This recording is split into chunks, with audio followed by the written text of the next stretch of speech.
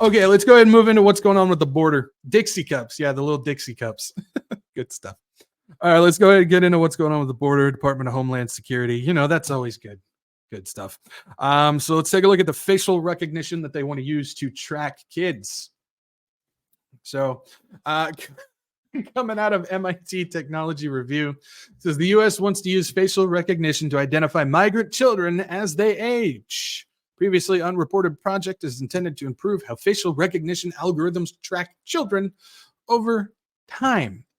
And yeah, so just again, spoiler warning, they're using this technology already on us. And it's not just in the United States, it's all over the place. Britain's got it going on. The UK's got it all set up going on.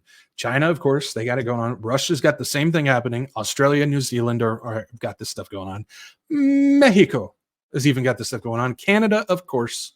All these countries are rolling this stuff out, and they're using it not only on immigration kids like they're saying, but also on us as well. So let's take a look. It says the U.S. Department of Homeland Security, which if there's ever a department that needs to go away, it's that one, is looking into ways it might use facial recognition technology to track the identities of migrant children down to the infant. Doesn't that sound dandy? As they age, according to John Boyd, Assistant Director of the Department's Office of Biometric Identity Management. My, oh my. Guys, we have Office of Biometric Identity Management. It's crazy where we're at now, right? Where a key part of this role is to research and develop future biometric identity services for the government. Yeah. Hi, I'm from the government. I'm here to help. Okay. As Boyd explained at a conference in June, the key question for OBIM is if we pick up someone from Panama at the southern border at age 4, say, and then pick them up at age 6, are we going to recognize them? Facial recognition technology, or FRT, has traditionally not been applied to children, largely because training data sets of real children's faces are few and far between, and consist of either low quality images drawn from the internet or small sample sizes with little diversity. Such limitations reflect the significant sensitivities regarding privacy and consent when it comes to minors. So that's a whole lot of words to basically say that the AI data set for facial recognition is lacking child facial information, child facial data. They need more kids' live facial data, biometrics, in order to feed into their AI program to make it better, stronger, faster, and more advanced type of thing. So that's basically what they're saying, is a whole lot of words for that. It says, according to Syracuse University's Transactional Records Access Clearinghouse, because they just cannot make it simple, roughly 340,000 children arrived at the U.S.-Mexico border in 2022, the last year for which numbers are currently available. Of those children, 150,000 were unaccompanied, the highest annual number on record if the face prints or highest number on record, period. If the face prints of even 1% of those children were in OBIM's craniofacial structure progressive initiative, make it simpler, please. The resulting data sets would dwarf nearly all existing data sets of real children's faces using the aging research. Prior to the publication of the story, Boyd told MIT Technology Review that, to the best of his knowledge, the agency has not yet started collecting data under the program. You know they have, but he adds that the senior executive he would have to get with his staff to see. He could only confirm that his office is funding it. Despite repeated requests, Boyd did not provide any additional information. After publication, DHS denied that it had plans to collect facial images from minors under 14. Eyes lied shut. They are lying through their teeth. I always find it fascinating how many people take these officials at their word when it comes to this stuff. To my knowledge, I don't think that they're actually using it. You know that they are. They absolutely are. We've actually talked about on this channel many times the different programs and corporations and agencies that are using this technology every single day on U.S. citizens. You don't think that they're not using it on the border. They absolutely are. Especially since a lot of the people who are coming over the border, they are going to use for whatever means that they so choose, whether to cause chaos, for drug running, for their underground pedophilia rings, for UN purposes, for whatever purpose that they want to. It's a whole different conversation. They have to be able to maintain the identities and track where these people are at all times. So they are absolutely using this stuff for sure. Goes on to say, the Office of Biometric Identity Management, previously known as the U.S. Visitor and Immigration Status Indicator Technology Program. Oh my goodness. U.S. Visit was created after 9/11. Wait, what? Was created after 9/11 with the specific mandate of collecting biometric data. Initially only fingerprints and photographs from all non-U.S. citizens and U.S. citizens, whether you believe it or not, who sought to enter the country. Since then, DHS has begun collecting face prints, iris scans, and even DNA, among other modalities. It is also testing new ways of gathering this data, including through contactless fingerprint collection. That one still blows my mind. Contactless fingerprint. Okay. Which is currently deployed at 5 sites on the border, as Boyd shared in his conference presentation. That's a big one, though. 9/11 was one of the turning points, which is why it's so key. And I know people still say, conspiracy, you're nuts if you believe it, but that's why 9/11 was orchestrated, in order to bring this stuff in order to get these programs in without people realizing. And that's why things like the Patriot Act, we look at it now, hindsight 2020, and go, oh my goodness, why would anybody support that? But after 9/11, pretty much the entire country supported it. One reason being is they were all together in unity for pro-America, go take the terrorists out, they attacked us. And then the other aspect of that is nobody had any idea what was in that thing. Even to this day, we are still finding new things that they put in that, that document. Even to this day, we're still finding new stuff. And so part of the thing has to do with this. And they always do it in this disguise of, well, it's only for the immigration stuff. No. If they deploy some type of technology or program against the immigration stuff, they're deploying it and using it on us as well. Just like when we saw that they're trying to do the digital passport stuff for immigration, they said, no, it's only for that. And how many, I'm just saying, how many Republicans came out and supported this, including people like Josh Hawley and Ron DeSantis, which people in the church love those guys. They're in support of the same thing. Well, guess what? That's going to drift into being used on us. You give them an inch, they take a mile. This is how it works. You create a problem, you get them to react, and then they offer the solution, which takes more of our rights and our freedom and our privacy away. This is how it works, and is ultimately with what's going on here. What else we got on this? Says, Boyd says, OBIM takes privacy considerations seriously. Yeah. What they mean by that is, how can we take more privacy away? And that we don't share data with commercial industries. I'll talk about that in just a second. Still, OBIM has approximately 140 government partners with which it shares and receives information. Adding on, okay, let's just finish this before I start breaking this down. According to the report by the Government Accountability Office, which has criticized it for poorly documenting its agreements. Even if the data does stay within the federal government, OBIM's findings regarding the accuracy of FRT for children over time could nonetheless influence how and when the rest of the government collects biometric data, as well as whether the broader facial recognition industry may also market its services for children. Indeed, Boyd says sharing results or the findings of how accurate FTR algorithms are is different than sharing the data itself. Okay, so let's break some of this down real quick. It says takes privacy considerations seriously and that we don't share data with commercial industries.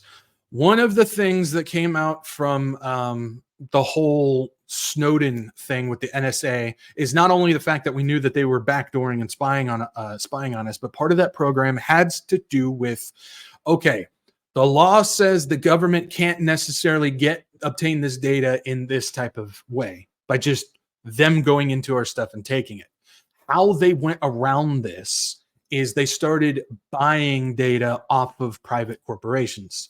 So when this thing says, is this the right one? Yeah, sharing data with commercial industries, what they mean is they're not just the government isn't taking the information and giving it to the companies. No, that doesn't address the issue of the company selling data to the government. I've actually did a thing on this a while ago. This was several years ago, where they were caught these companies selling data to the government, like this stuff as well. And so that's how they get around this. That's how they maneuver around this stuff. They've got all this, because all these companies and corporations, they all are contractors for the government. Everybody's got a contract. Amazon's got one, Google's got one, Microsoft's got one, IBM's got one. All these huge corporations have contracts with the government, and so they sell this information that way. The other thing, where was it? It says, still, OBIM has approximately 140 government partners with which it shares and receives information, according to a report by the Government Accountability Office. Why is this important? Because we just talked about, I believe it was last Tuesday, we just talked about how the final draft was approved for the UN Cybercrime Treaty. One of the main components of that has to do with sharing data, biometric, digital, all that data, whatever it is, cross-border between different countries. That's one of the main things to do with it. This is exactly why they want something like this, because if they have all this data, facial recognition data and stuff, they can go and send it and share it to all these other countries out there. And then they can use that for their own stuff as well. So we're seeing all the interconnected workings of how this stuff goes. Let's see here.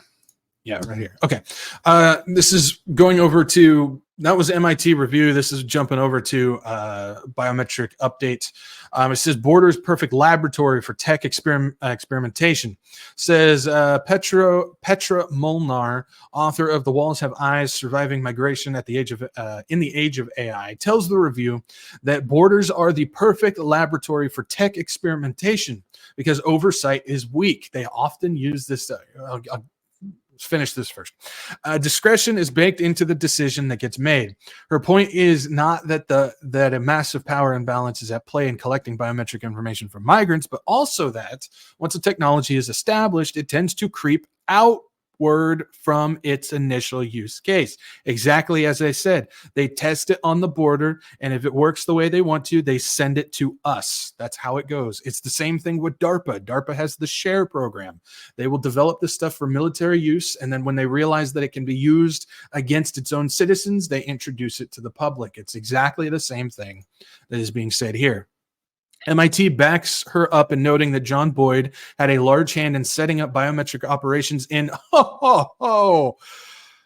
Iraq,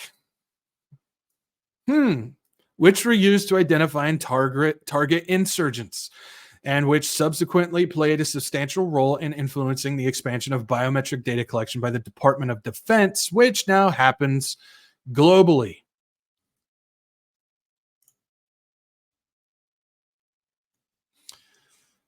It just, again, they use these as testing grounds, and they use these to funnel what they need, whether it's drugs, intelligence, testing the stuff. In the case of children, they want to not only update their data sets, AI data sets for facial biometrics, but we also know that the border is one of the main tunneling situations when it comes to the pedophilia rings. So many kids disappear from the border for reasons like this. They send them off and do other testing with them. We're not going to get into that because it's a very dark place, but they do a lot of things. And we understand that this is why this is going on. And I'm here to tell you that this has been going on for decades. Doesn't matter who's in office. It's been going on for decades. This is just how it rolls. This is just how it goes. So they use this as a testing ground, fully tracking all their facial recognition data and using it for the main public. Doesn't matter if it's the United States, UK, anywhere. Just they use it. Corporations, of course, they get around the things to sell data to the government. We just talked about the missing children at the border, but also, and I talked about this was like 8-9 months ago or something like this. But we were talking about how Google was outsourcing to a different company that was offering parents to take pictures and film their kids in order to help their AI data sets. Do you guys remember this? It says Google contractor pays parents $50 to scan their children's faces. This was back in January of this year that this came out.